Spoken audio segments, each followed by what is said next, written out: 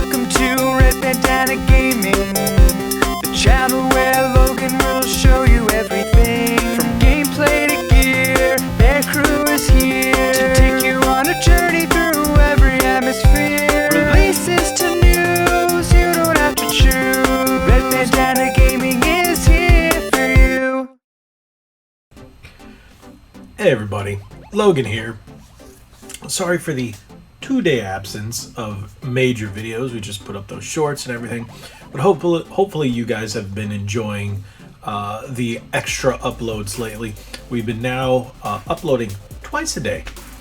So yeah, this is something I've been thinking about, especially since the whole Microsoft acquisition of Activision Blizzard.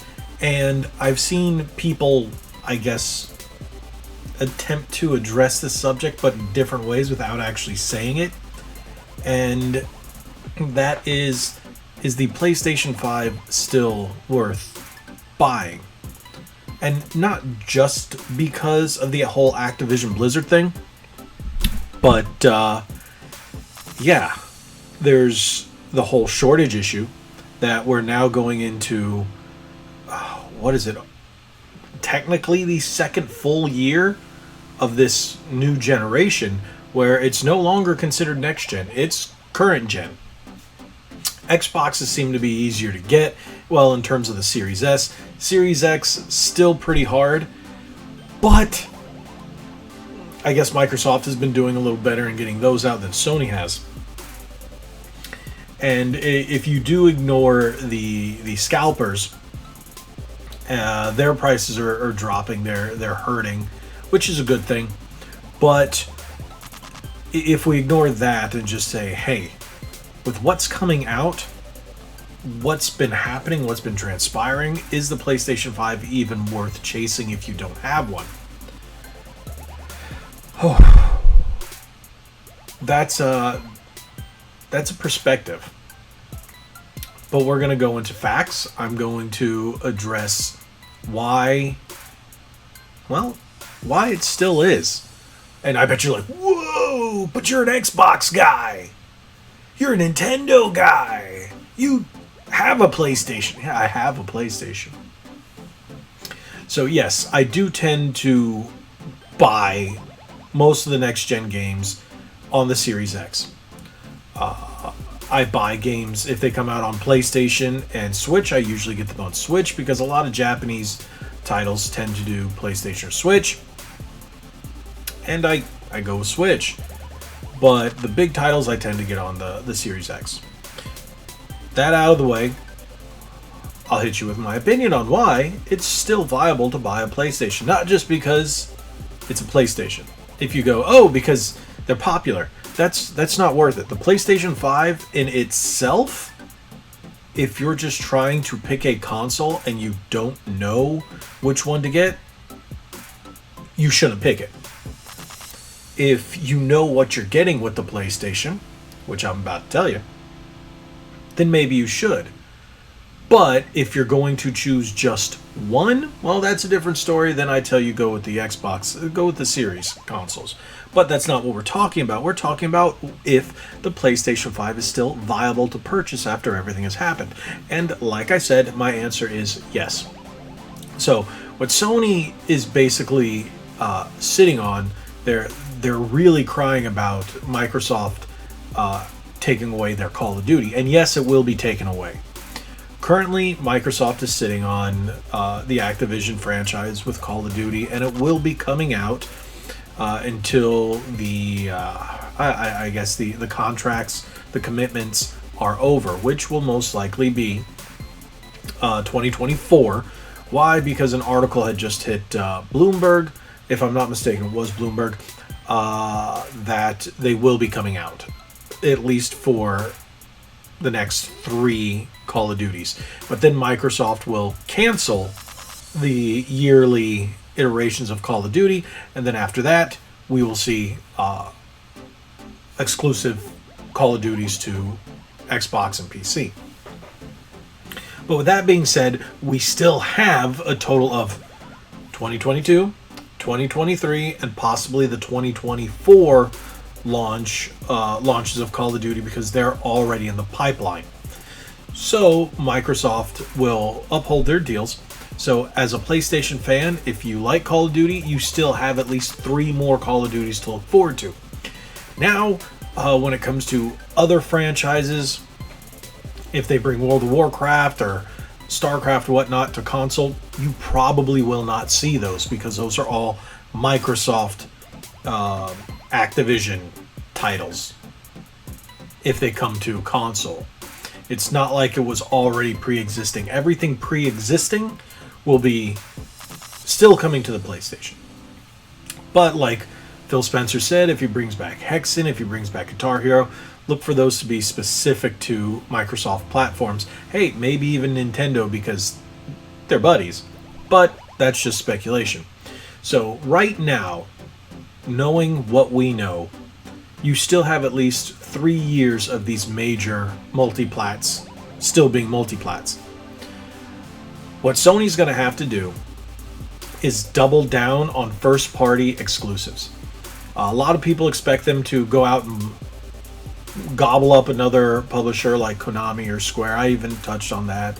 Or, I don't know, Capcom. But are any of them really for sale?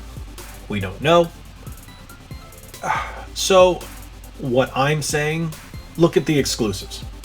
Sony has a number of solid exclusives. If you are a fan of those titles, then yes, the PlayStation is still worth buying. Now we have a problem if you aren't.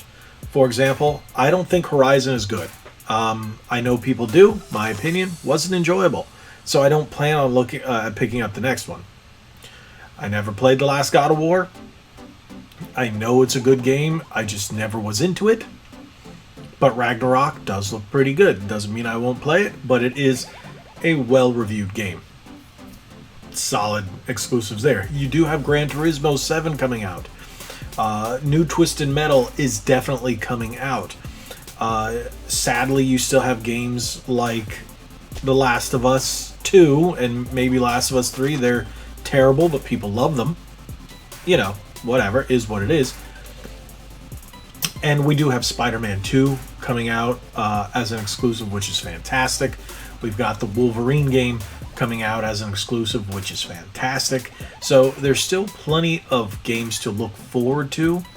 But if you like these established franchises and returning franchises from Activision Blizzard, if those are what you really enjoy playing, then you got a problem.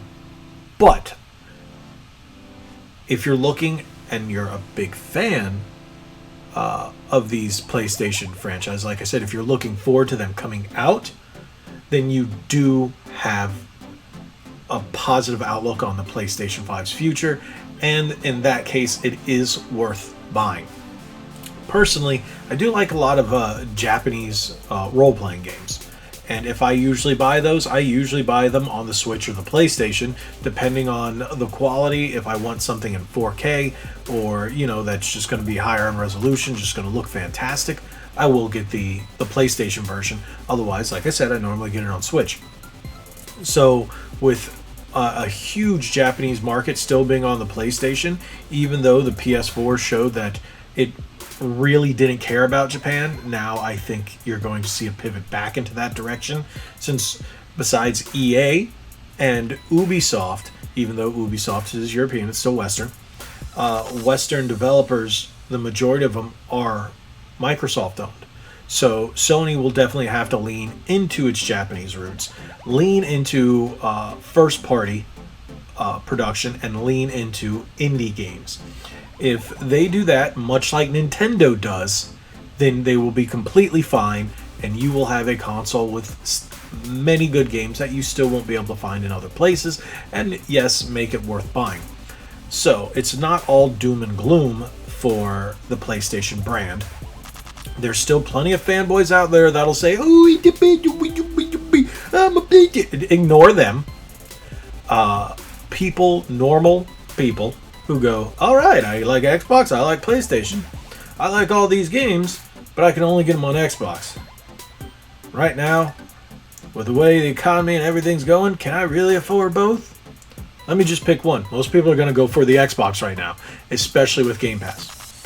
But now that I've touched on Game Pass, PlayStation does have something coming out or in the works called Project Spartacus, but we really don't know the specifics on that. We do know it's speculated to be a Game Pass competitor. Not like PlayStation Now. PlayStation Now is a very weak version, but you do have that. So with that being said, yeah, the PlayStation's still worth it for now. 3 years from now, we can do this video again. But by that time, enough consoles should be out in the public's hands, whether it's the Xbox Series consoles or the PlayStation 5 consoles. And hey, maybe they'll come out with a handheld. Again, rumor. There was a rumor, I don't believe it, but there was a rumor that we're going to get a new PlayStation handheld. I don't believe it, but we'll see. That would be kind of fun. I did like the Vita, but hey, there you go. There's my take on that. Take it how you will. Comment down below if you have any reasons why you think, without being a fanboy, we don't want to hear from the fanboys. We want to hear from the people that are neutral, like myself. Yes, I do prefer the Xbox, but that doesn't make me a fanboy. It's just, hey, this is where I prefer to play. But I own them all. I enjoy playing on the PlayStation. Well, at least on the PlayStation 5. I didn't really like the PlayStation 4. But, yeah. So, tell me what you guys think. Drop it in the comments below. If you have any other, I guess, videos or sources that you've developed opinions or ideas about why I'm wrong or why I'm correct, let me know. I don't mind watching those too. But hey, there we go. Like we always say, head on over to redbandanagaming.com. Follow us on our socials. Check out our spring shop, link in the description below, where you can get all kinds of great Red Bandana Gaming merch. And thank you guys so much. If you haven't already, hit that subscribe button, hit that like button, share this video. And like we always say, be legendary. Cobra Kai. Yeah, I'm doing a Cobra Kai thing. Thanks again.